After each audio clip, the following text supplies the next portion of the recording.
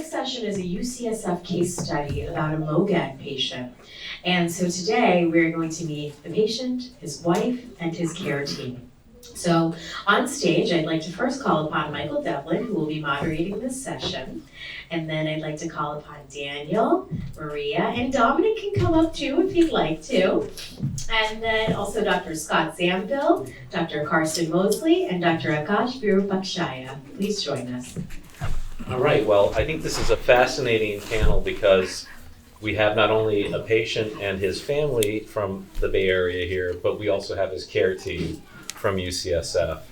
And so I think we should start just with a few quick introductions.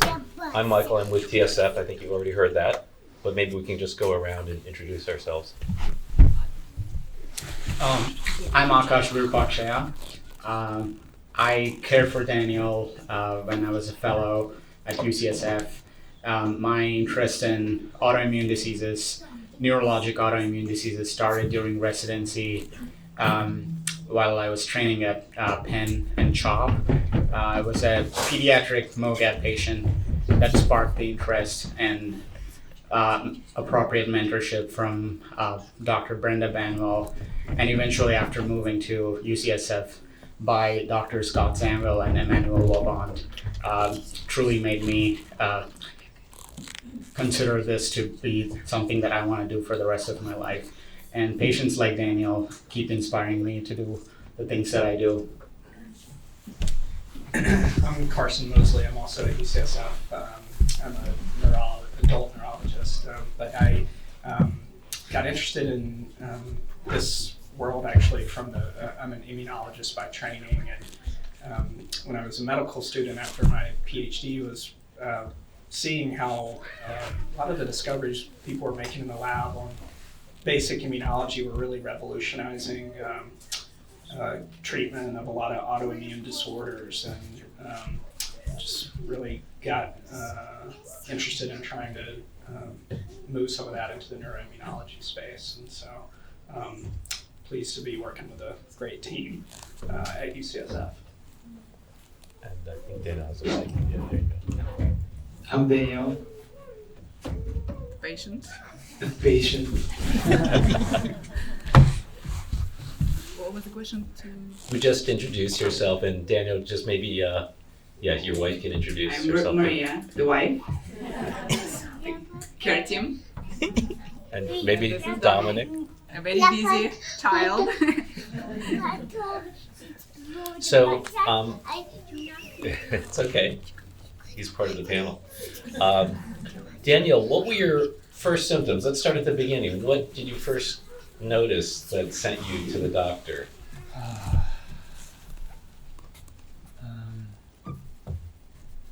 It's hard for me to speak. No problem.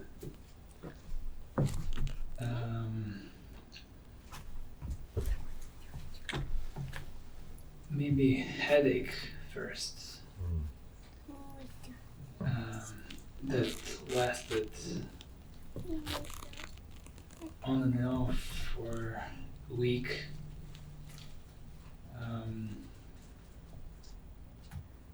Then I stopped urinating and went to ER.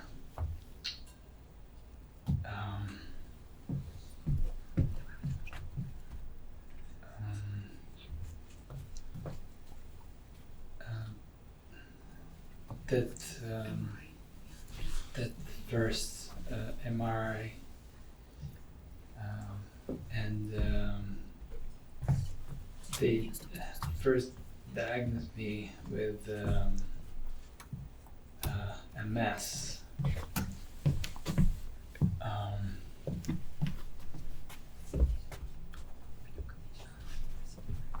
Then I likely met Dr. Zamville.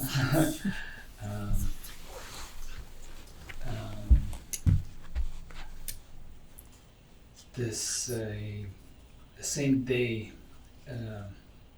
my son was born.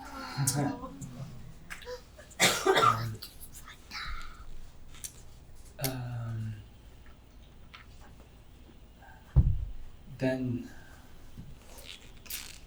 I don't remember much.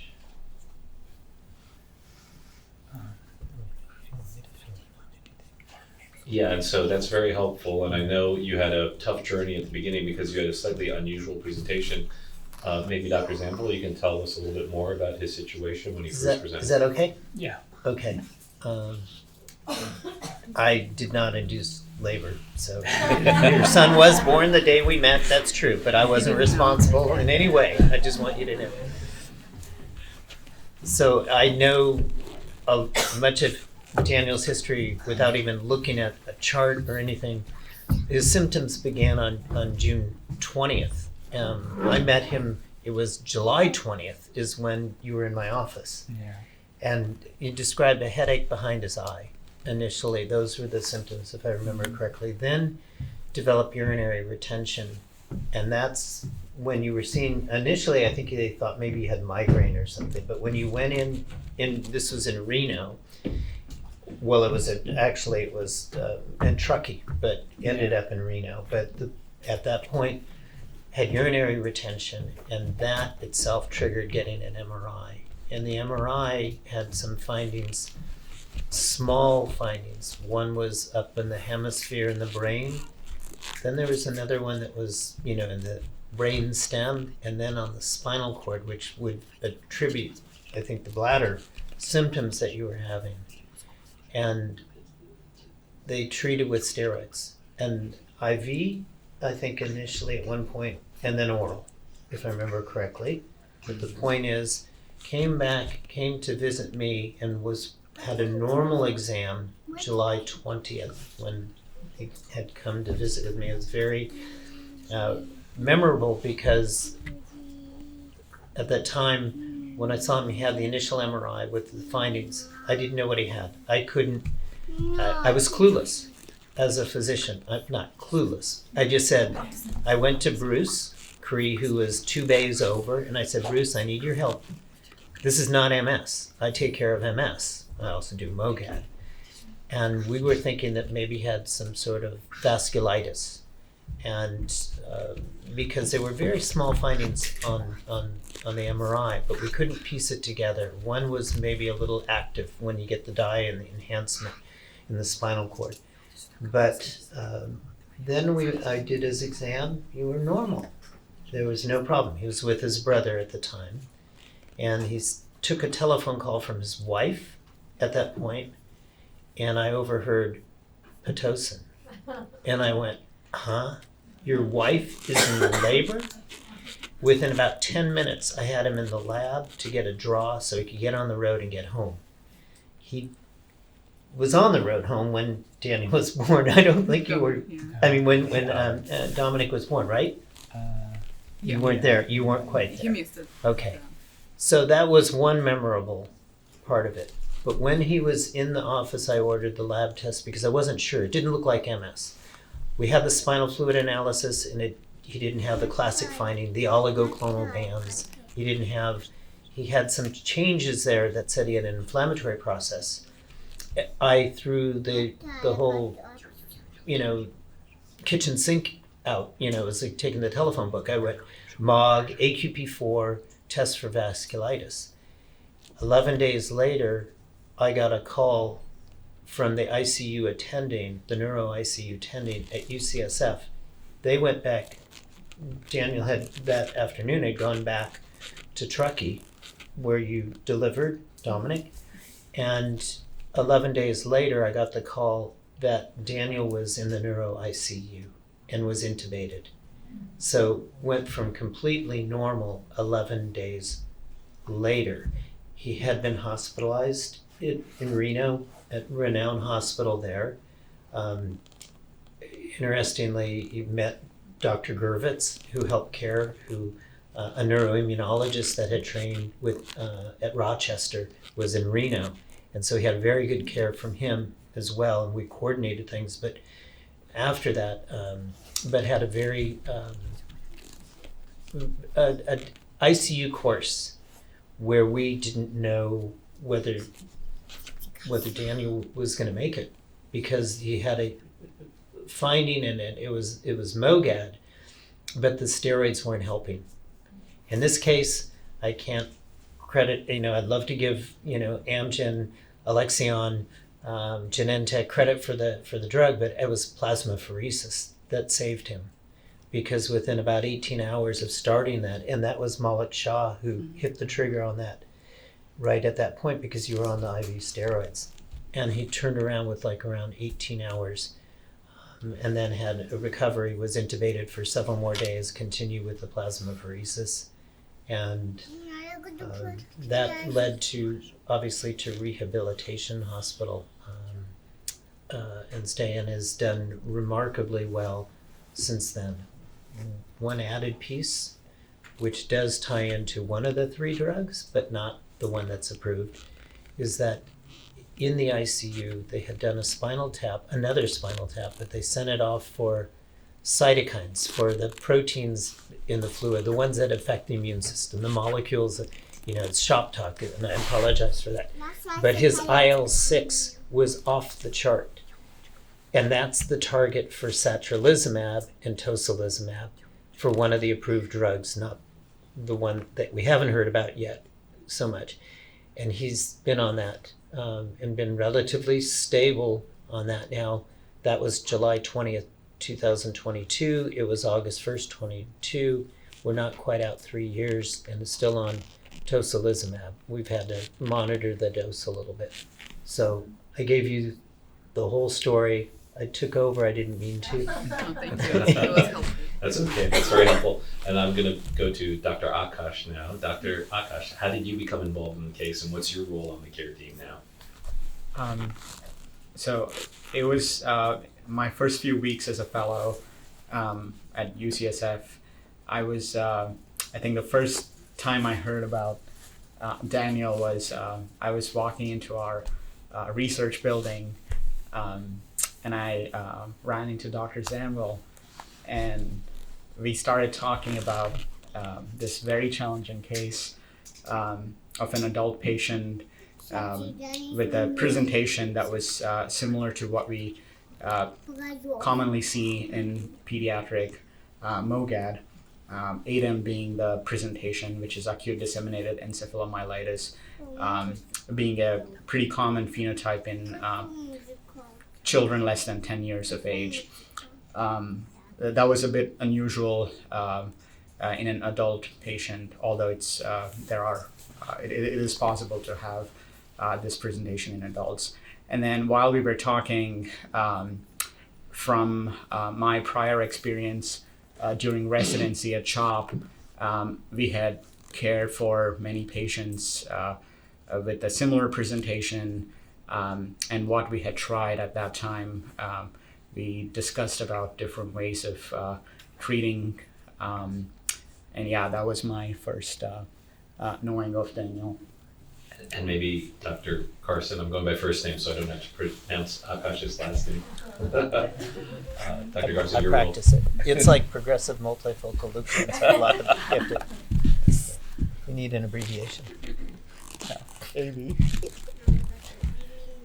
How Your role in my Daniel's role? care team. Well, I have gotten to know y'all more recently, but I spend a lot of time in the lab working with Dr. Zamwell, and it's nice because we get to talk immunology, but also help out with each other's patient care, run cases past each other. And this was I remember you showed me some of the images and talking about some of the cytokine data and how that impacts.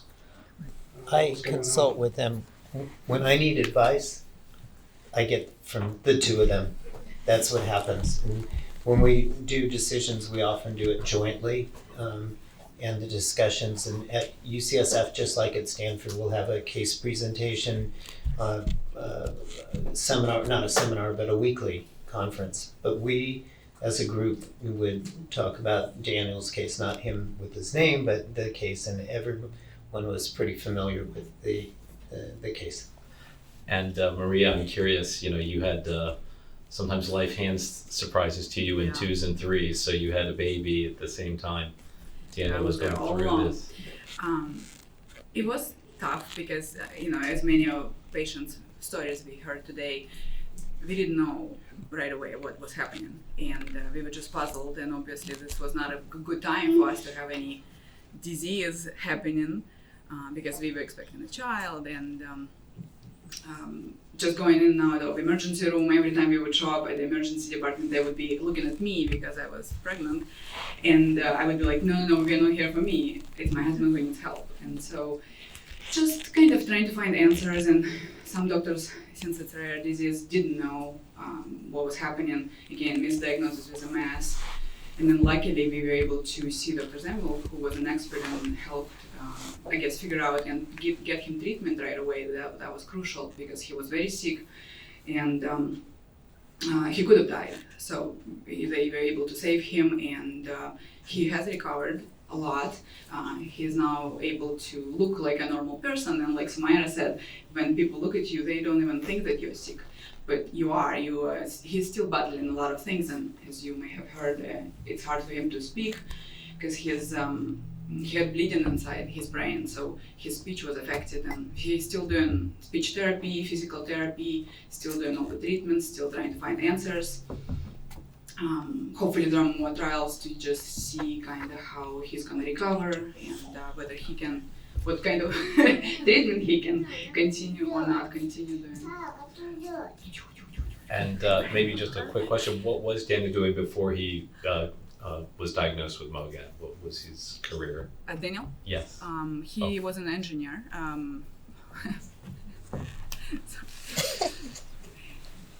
He worked in IT, and he was a director of a large international tech company, managing 100 people, and most of his duties were just managing and crisis solving. Obviously, a very high-paced type of job, and currently he is having trouble doing a few things a day, so we are a long way to come for full recovery. Yes, and it sounds like he is under continuing rehabilitative care and therapy, which is going to help, hopefully. Hopefully, yeah. We are taking all the chances and taking all opportunities for the improvement for Daniel. But your case still, Daniel, your case really shows the importance of getting to someone with knowledge of these rare conditions early on, getting the diagnosis as early as possible, getting the right therapy as early as possible. Exactly. Dr. Zambel mentioned to me, for me. You know what I would say, whenever you, like if somebody is having an attack and then get some sort of disability, it's crucial to get on therapy right away. And we actually had to fight a lot for it. When he was still not even active, we had to advocate for therapy as soon as possible and as much as possible. And that attributed to his fast and good recovery. Yeah, and Dr. Zambel earlier told me that the fact that Daniel was able to get plasmapheresis could have been crucial to his outcome. And in fact, it's still an open question. Plasmapheresis, for those of you who've gone through it, know this, but for those that don't, it requires often putting a central line in. It's quite technical. It's hard to do. Many hospitals don't have the ability to do it. And some doctors don't think it's necessary, but other doctors think that it could actually be, should be standard of care as soon as you present with optic neuritis or transverse myelitis, getting not just steroids, but also plasmapheresis. And in fact, our foundation is supporting a trial just recently started by Dr. John Chen from Mayo Clinic and Dr. Elias Satirchos at Johns Hopkins called Early Plex, which is going to look exactly at this question. If you give Plex right away, does it lead to better outcomes, better recovery? We'll find out. But in Daniel's case, I think it was quite important. You have to have a doctor that knows to apply plasmapheresis, but any of you that face a relapse or know of a patient newly diagnosed in the hospital with optic neuritis under critical condition, you should at least explore the option of plasmapheresis with your doctors. That's what I've learned as a non-doctor, so that's not medical advice, just to be clear. Scott, maybe you could add. Just to say again what was said earlier in the morning session, that there isn't just one therapy that's out there. We don't believe that one works for everybody. It's just, there's going to be some that will work for B-cell depletion. Plasmapheresis in this case was clearly what saved Daniel. the brain was expanding in a way that we worried, the shift from one side to the other. This was, the residents, a couple of them were in tears a week later, just with joy that he was, that's what I heard from Malik Shah, that, he had survived and was doing well. But right now, with MOGAD, if you have not as severe your case, sometimes patients will respond to the high dose steroids. So we usually will start with steroids. And then we sometimes might use intravenous gamma globulin. Or we do plasmapheresis, and plasmapheresis if they're really severe. And that's where Dr. V here is like an expert, because in pediatric neurology, where he comes from, they use a fair amount, I think, of that as well. And you would buy that as, that would be your really a very effective therapy. One of the issues that we have, though, as we come back to it, is unlike aquaporin 4 antibody and NMO, the treatment, the eculizumab, the ravulizumab, Ultomiris, Soliris, we know that pathway is so important. You heard just, a nice presentation on that. But in MOGAD, the antibody is clearly, in his case, from what we have, the plasmapheresis clearly worked. But that antibody may not always be pathogenic, and it may just be a marker sometimes. So we just haven't created, we don't have the therapies at this point. We need the trials. Just as Dr. Cree pointed out, we need each of those. Anyway, did we lose one of our microphones? Okay. He's going to cover the room. I remember also that he had some clots, and that's why we couldn't do IVIG as an alternative. Say again, because he of had it. some clots. Right. So that was not available. Akash, you talk about the CVST. So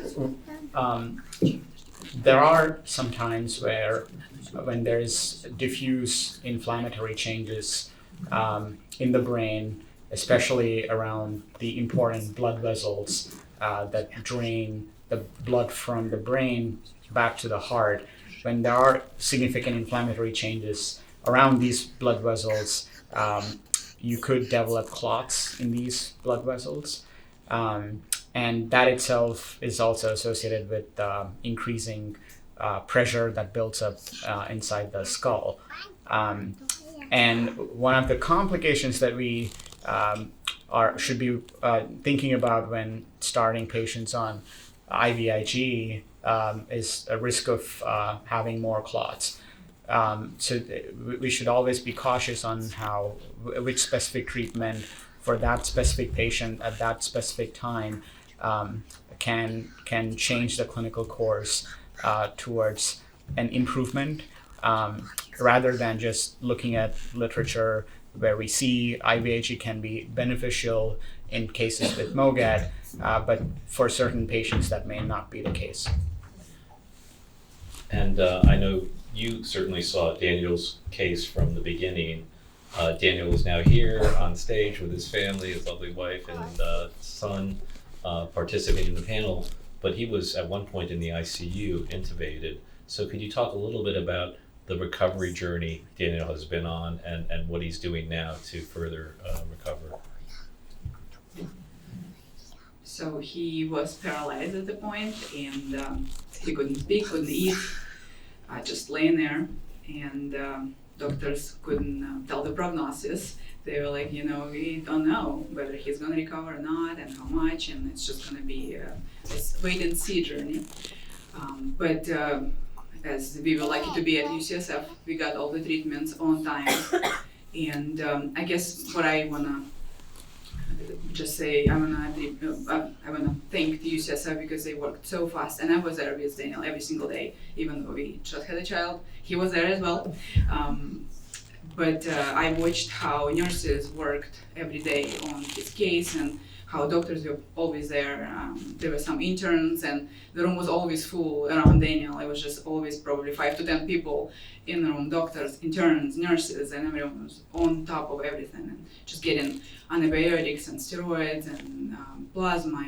And then they instituted the Actemra treatment almost right away as soon as he stabilized.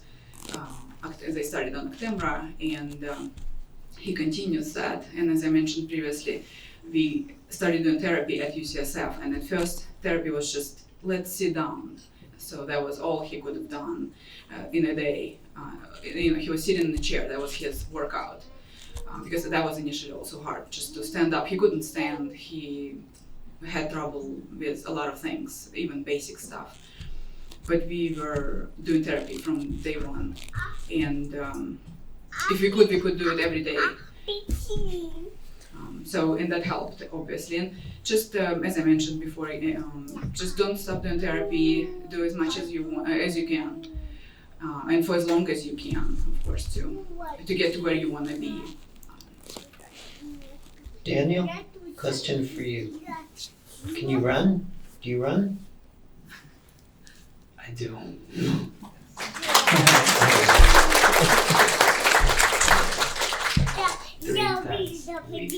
Okay. So That's great. that's really good. One thing I didn't say, the MOG antibody test, it was brought up here, don't just order MOG, whoever, the woman from Chicago left already, she's on the plane. She had to leave, from Representative Alexian, it was interesting, when I wrote the test, I wrote specifically by cell-based assay, send to Mayo. I wrote that, and literally the result came back at the time you were airlifted from Reno, where you were intubated initially, to UCSF. So Dr. Shaw had that information right then when you came in, so fortunately we got the antibody test. It was just a surprise at that point, because I wasn't thinking that me, who's doing research on MOGAD, was even going to have a patient on MOGAD like that, and lo and behold. And I feel, Daniel, you're very lucky to have a family supporting you and someone like Maria by your side. But Maria, I'm curious, you're a caregiver, there are many caregivers in the audience here. It's also a challenge for you too, particularly with a small child at home. How did you handle this? What do you feel that you've learned as a caregiver? What advice would you give to maybe some of the other caregivers in the audience? Well, when all of this happened, of course, we didn't plan for it, and Daniel said the birth of his child was the last thing he could remember. So about when Dominic was a week old, he was in a coma, and I was just there with the child and in front of Daniel, just laying down there. Dominic, thankfully, was a very easy child, and I know some of you who had kids, you just don't know how it's going to be, but he didn't even cry for the first 2 months when it was the hardest, because I had a lot going on, and he was such a good baby, which I'm thankful for. We are paying for it now. But it was all right, I guess, and I didn't process it right away. I guess I held my emotions back, and I was just showing up for Daniel and talking to doctors, asking questions, signing consent papers, and just I wanted them to save him and get him back. That was kind of just the main goal. And then maybe a few months later, I realized that he was very sick, and this is what was happening.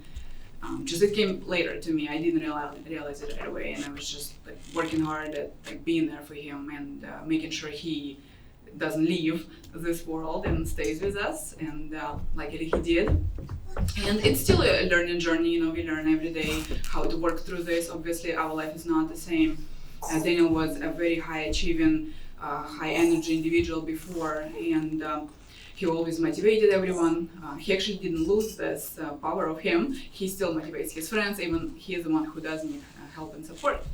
So he's very strong and he's very positive, and that helped a lot in this journey, because he's never, I would say, sad about it. He's just very optimistic and very encouraging, and that helps us.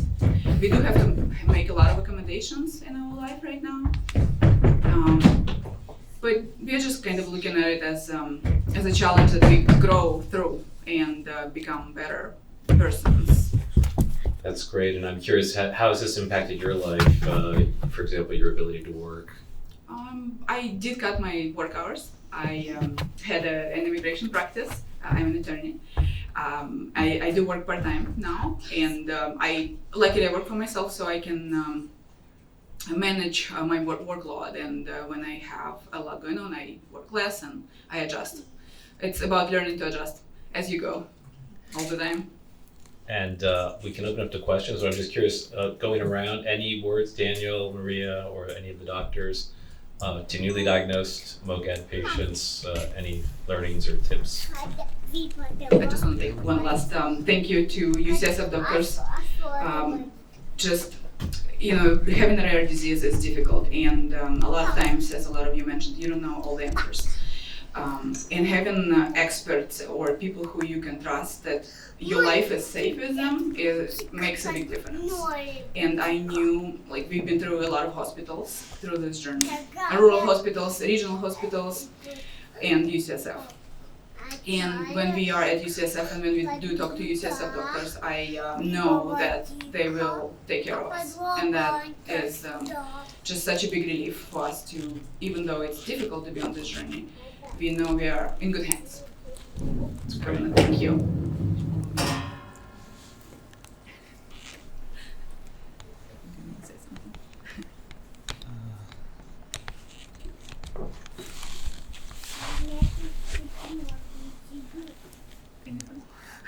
And anything you want to add? Thank you. So a real pleasure, and thank you for participating and doing this. This is really special.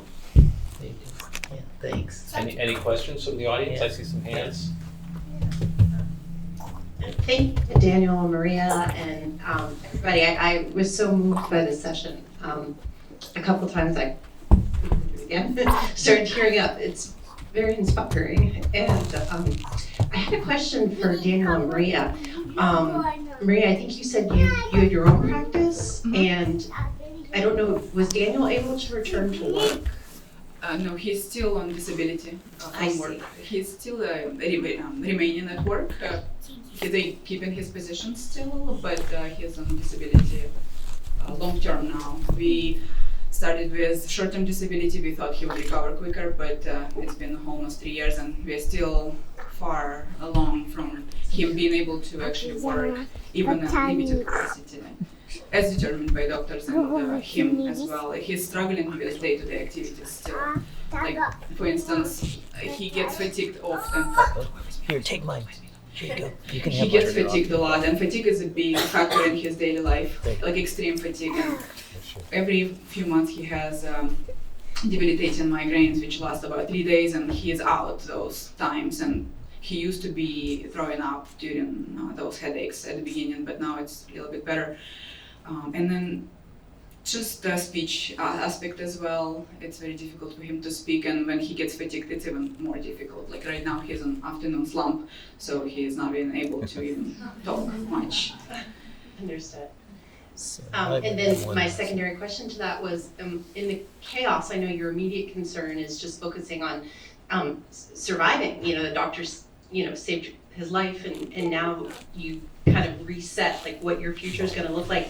And I know there are resources, but how long did it take you before you got connected or were aware of the Samira Foundation or other patient advocacy groups? But when did that kind of register that there was potentially help or? This is our first conference and first time seeking similar people, and Dr. Zembel invited us to this conference. So we actually haven't been involved much with any support groups. We have been just going to doctors and keeping as a family unit, and kind of keeping to ourselves because Daniel's on immunosuppression therapy, so we are trying to be careful with going to public places, and just even mingling with friends is difficult now because we have a protocol of nobody who is sick is coming near our house, so we're just trying to vet people and just adapt to the situation. No, I was just going to say I don't want to end on a negative, but I do want to say the elephant in the room for us as physicians, just as with you and Samira, is could this happen again? And we're all fearful and staying on therapy right now. And so we have to pay attention to that because I lose sleep over it just like any of the patients too as well. Oh, Samara has a question. It just underscores the importance of continued research for therapies for MOGAD. And there's a perception that it's less severe than NMOSD, but you can see in some cases it can be very impactful. We need more research, we need therapy options. I'm so moved. I mean, this is beyond what I expected. But Maria, I look at you and I see such a strong woman.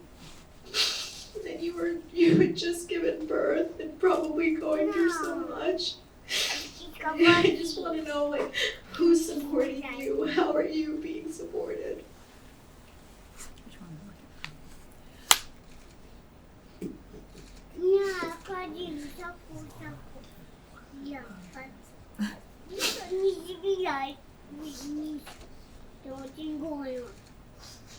Well, as I mentioned, we've been very positive on this journey, and while it has been hard. I guess when I read, there is an article about Daniel's case that Dr. Zemel and some colleagues published, and as I mentioned to Akash, I read this article over and over, and I do tear up sometimes about what happened, and we talked with Daniel about it, and I say, can you imagine you almost died? You got like a second chance to be here. I guess, I didn't have an option to be weak and not be there for Daniel because he didn't have anyone. We didn't have a strong support system. And I think you mentioned our family don't understand this journey as much. And even some friends, we keep telling them over and over, they still don't understand all the details and how it impacted our life. So we only have each other to lean on, and I couldn't be not there because I know that if I'm not there, who's gonna help Daniel, who's gonna be there for my child? And I sometimes, I'm scared that I cannot even get sick because if I get sick, who's gonna take care of them? So it's just, I know I have used a lot of my resources, internal resources to cope with this, but it's getting easier as our son grows up and Daniel gets better.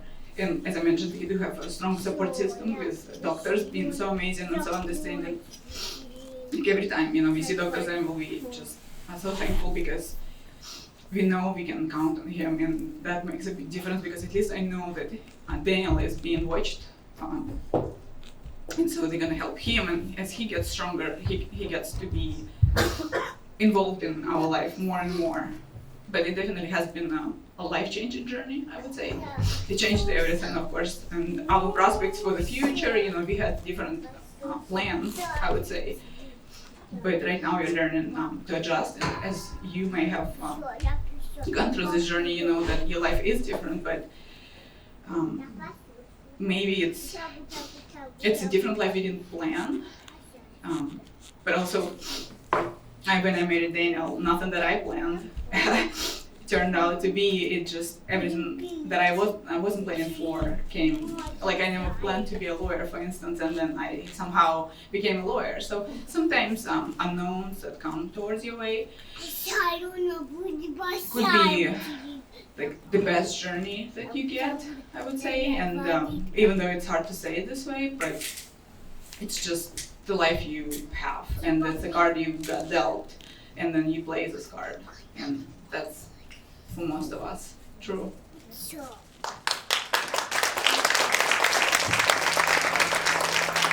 just want to thank everyone, particularly Daniel, Maria, your family.